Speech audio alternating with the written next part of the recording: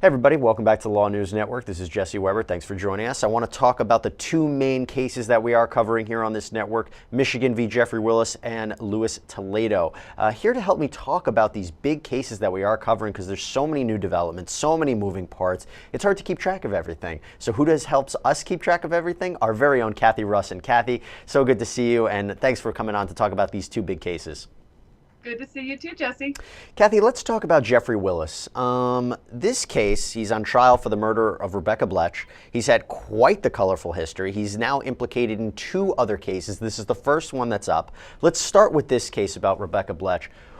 What is the evidence against him so far? And we've just seen opening statements. It's the beginning of witness testimony, but maybe just help our viewers. What's the evidence against him so far? Well, she was shot 3 times in the head while she was jogging, and the bullet casings recovered at the scene, and I'm assuming the bullets as well, are going to match a .22 gun that he had that was found in his van. So there's a connection with the gun. Also, when they conducted a search warrant of his home and they searched his computer, they found a file on his computer with her name that was titled her name. As well as his other victim, by the way, that we talk about in this case. Now we don't know what was involved inside of that file, but this guy was into some pretty sexual deviant stuff that they found out, and actually the defense brought that up a little bit in their opening statement, or during jury selection. And during jury selection, they really hit home to jurors like, you may not like our client's sexual preferences. You may not like some of the things he was doing. They went a little bit that route to be like, ignore that he is kind of a gross guy. But we're only talking about the murder of Rebecca Blech, which is, by the way, their defense opening was very short, and that was it. Like, only focus on this victim is what the defense honed in on.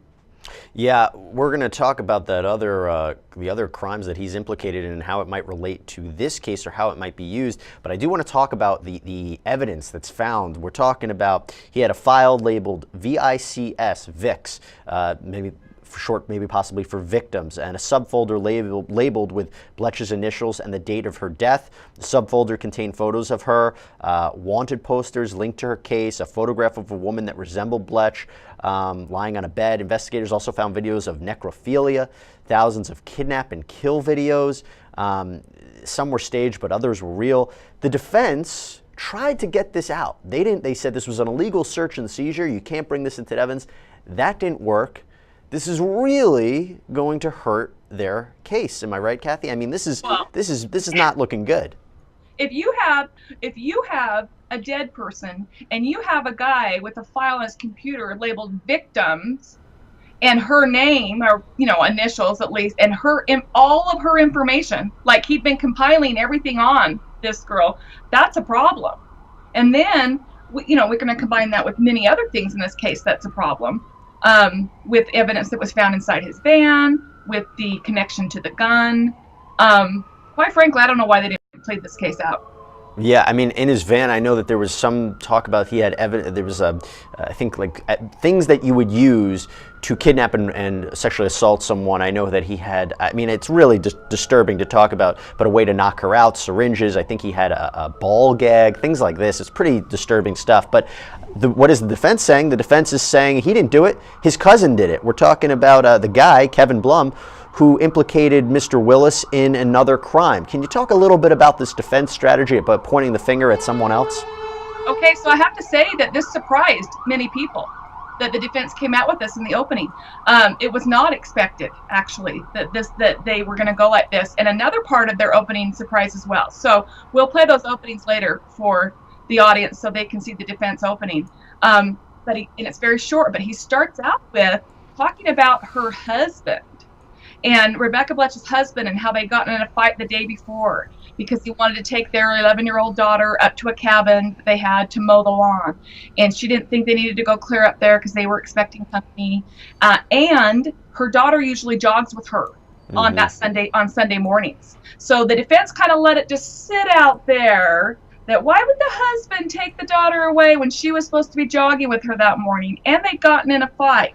Then he says, the husband knew Jeffrey Willis's cousin Kevin Bloom through some club. It was very vague.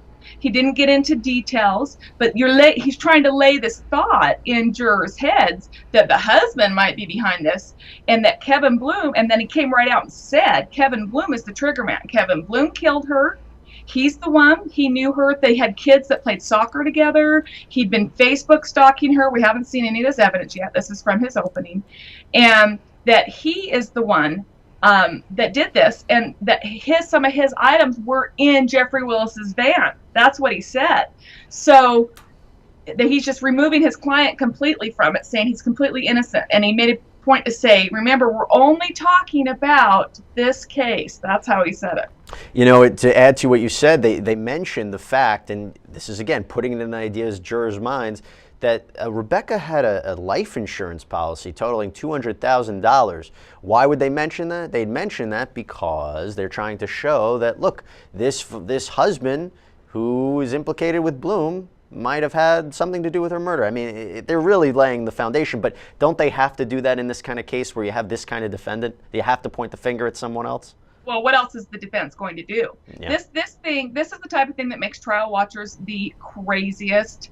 Is either one, blame the victim and victim shaming, and that they hate that, and then two, let's just pull some innocent guy, in this case the husband, the grieving husband, and let's implicate him in this. He must have wanted his wife dead for some reason. Now, are they going to be able to come in and show that? Maybe just life insurance? I mean, and they had an argument, but they really threw some bombshells out there in opening statements that they've got to now bring into trial. Although, Jesse, let me ask you about that, because we have seen attorneys bring information into opening statements that never came to fruition throughout the entire trial. So why is that? What are the rules with opening statements? See, it was my understanding that there's no surprise attacks by either side. You have to, if you have a witness, you have evidence, you have to let the other side know, because the last thing that you want to judge is to see that surprise attack. That's a big no-no. How this happened, I'm not entirely sure.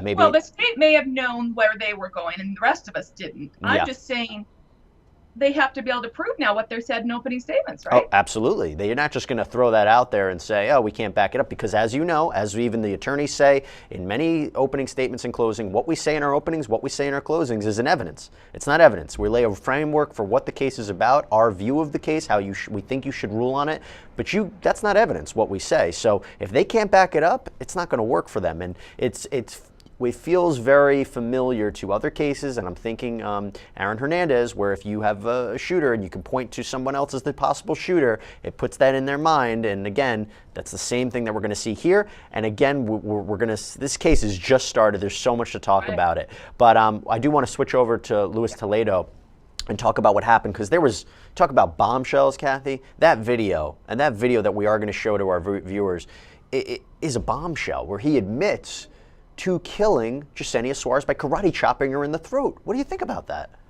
Well, yes. Now, we knew from pre-trial hearings, and we knew that this was out there. We knew that he had at one point confessed to doing this, but then we actually saw it yesterday.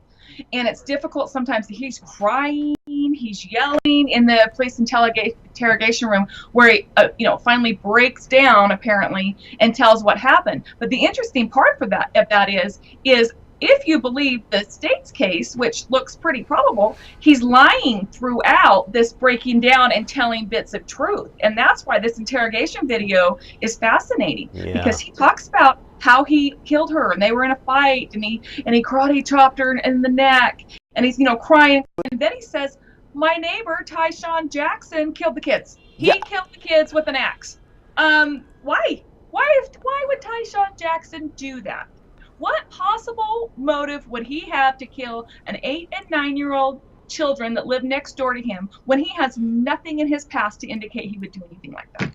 It doesn't make sense to me. And Cathy, the jurors were the first time that they saw or heard that Mr. Toledo was implicating himself. They didn't know about this before until they saw this video, or maybe they had a preview of it in the opening, but they saw this, and it doesn't make sense to me either. We saw Mr. Jackson on the stand. He was tearing up when they talk about the kids. There's no evidence, from what I understand, tying him to this murder. So the idea that he would axe these children in such a brutal fashion and dispose of their bodies, because he was on probation and didn't want to get in trouble, so what would he do? By committing a horrific double murder. Yeah, that makes sense.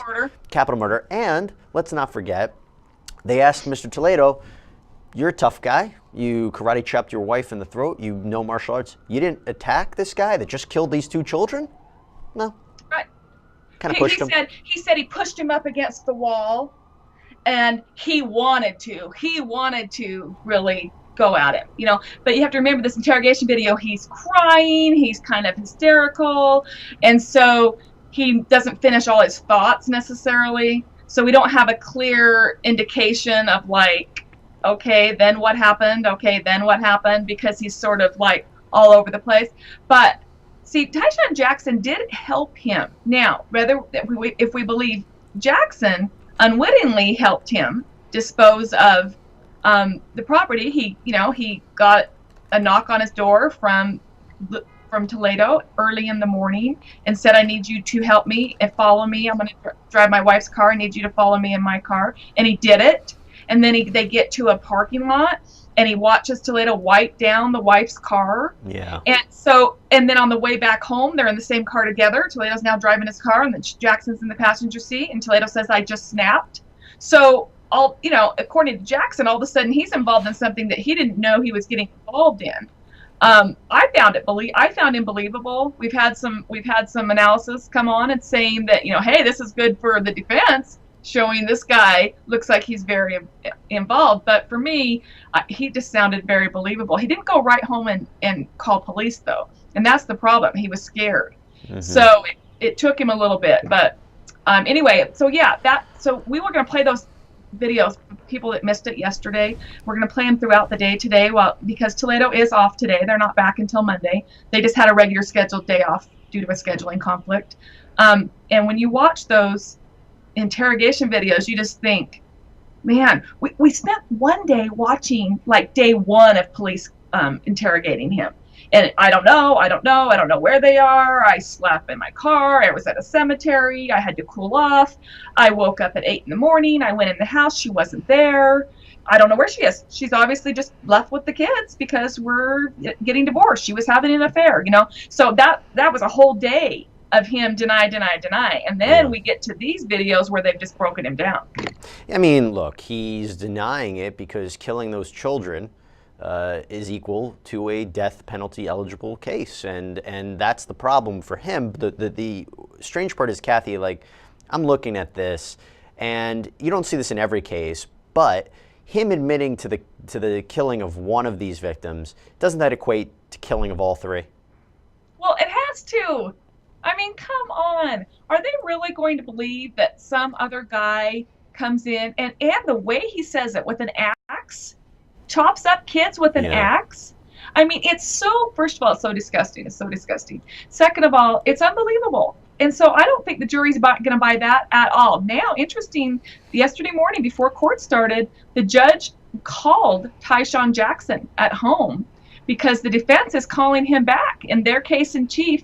And he said, I'm going to be out of town working. So we heard a conversation the judge had, said, look, do you need me to call your boss? You're going to have to come back. So we know that the defense is now calling him back in their case. Well, that'll be very interesting to watch. Very interesting to watch. My next question was, Cathy, you follow these trials all the time. What on earth will the defense need to do to turn this in their favor? Because all that we really heard, or the main point that they wanted to put forward in their direct was, I want you to hear, to the jurors, I want you to hear all the evidence. You don't make your decision until you hear all the evidence, until you see it in its entirety. They haven't put on their case yet. It's really looking bad for their client. So what on earth do they need to do? If they have to grill Tyshawn Jackson, what else do they need to do, in your opinion? Well, I had known about him confessing to the karate chop and to killing his wife. So I assumed that was going to come out in the defense opening. Like, we did this, but we didn't do the kids, just trying to save his life, keep him off of death row. They didn't mention it at all. And it turns out that they were still trying until the last hour to suppress that video of him confessing. And they lost on that. But so now what are they going to say? Maybe they'll say he was under duress. He'd been interrogated for a long time. He was already in custody. You know how these false confessions come along.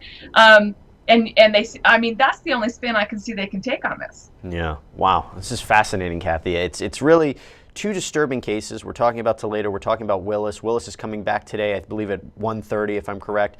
But it's just really horrific in both situations. But yeah, we have two defendants that are really having very colorful histories here, and these trials are very interesting and very captivating for people to watch. So, Cathy, thank you so much for joining us to talk about both of these cases. We can't wait to come back and talk more about it when we have more details, specifically when the defense puts on their case and when we hear more in Willis, because that's sure going to have some surprises. So, Cathy Russon, thank you so much for being here. Thank you, Jesse. Thank you.